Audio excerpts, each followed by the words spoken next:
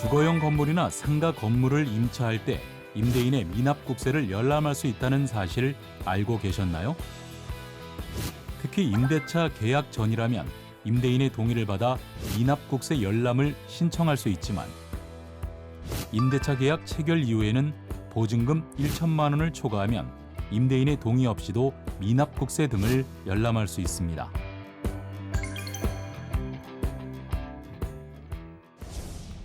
주택이나 상가를 임차할 때 혹시나 나중에 임차 보증금을 돌려받지 못할까 봐 걱정스러운 마음이 생기기 마련인데요.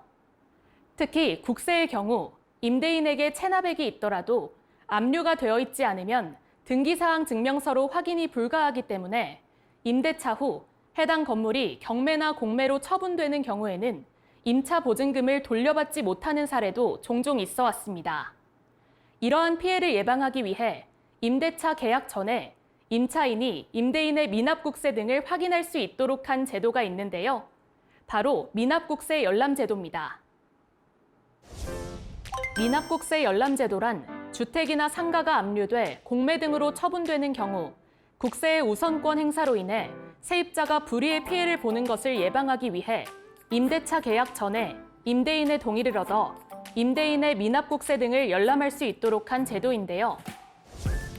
다만 임대차 계약 체결 이후에는 보증금 1천만 원을 초과하면 임대인의 동의 없이도 미납국세 등을 열람할 수 있습니다.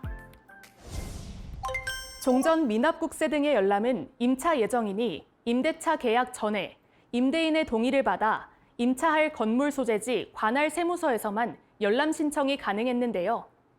하지만 지난해 4월부터는 신청 기간을 임대차 계약 전뿐만 아니라 임대차 계약일부터 임대차 기간 시작일까지로 확대하고 전국 세무서에서 임대인의 미납국세 열람을 신청할 수 있도록 개선했습니다. 또 임차 보증금이 1천만 원을 초과하는 임차인이라면 임대차 계약을 체결한 이후에는 임대차 기간이 시작하는 날까지 임대인의 동의 없이도 열람 신청할 수 있게 됐는데요. 다만 임대인 동의 없이 열람한 경우에는 세무서에서 임차인이 열람한 사실을 임대인에게 통보합니다. 이렇게 임차인은 관할 구분 없이 가까운 세무서 민원봉사실을 방문해서 미납국세 열람 신청을 할 수 있는데요. 임대인 동의를 받아 신청하는 경우에는 임대인의 서명 또는 도장이 날인된 미납국세 등의 열람 신청서와 임대인 신분증 사본과 신청인 신분증이 필요하고 임대인 동의 없이 신청하는 경우에는 미납국세 등의 열람 신청서와 함께 임대차 계약서와 신청인 신분증이 필요합니다. 이 밖에도 국세청에서는 내방 민원인의 방문 대기 시간을 줄이기 위해 홈택스에서 미납국세 열람을 사전 신청할 수 있는 서비스를 지난해 6월부터 시행하고 있는데요. 홈택스에서 세무서를 선택해 미납국세 열람을 신청하고 열람 안내 문자를 받으면 신청 세무서에 방문해 미납국세를 열람하면 됩니다. 이때 홈택스를 통한 미납국세 열람 신청은 임차 예정인 본인만 가능하며 가족 등 대리인이 열람하기 위해서는 세무서를 방문해야 하는데요.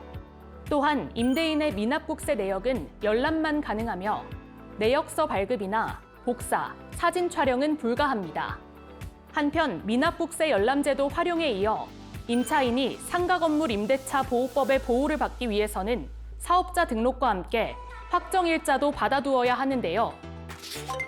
확정일자란 건물 소재지 관할 세무서장이 그 날짜에 임대차 계약서의 존재 사실을 인정해서 임대차 계약서에 기입한 날짜로 전월세로 집을 임차하는 경우 동사무소나 법원에서 확정일자를 받아놓는 것처럼 사업장을 임차한 경우에는 건물 소재지 관할 세무서에서 확정일자를 받아두는 것이 좋습니다. 확정일자를 받아놓으면 임차한 건물이 경매나 공매로 넘어갈 경우 확정일자를 기준으로 후순위 권리자에게 우선의 보증금을 변제받을 수 있는데요.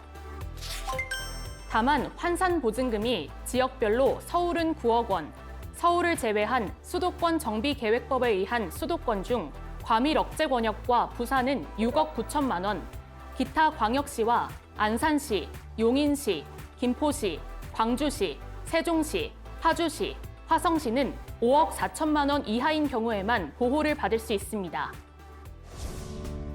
상가 건물을 임대한 사업자라면 보증금을 우선 변제받기 위해 확정일자 신청도 놓치지 않아야 하는데요. 이 밖에도 임대인의 미납국세도 꼭 확인하셔서 더욱 안전한 계약 하시길 바랍니다.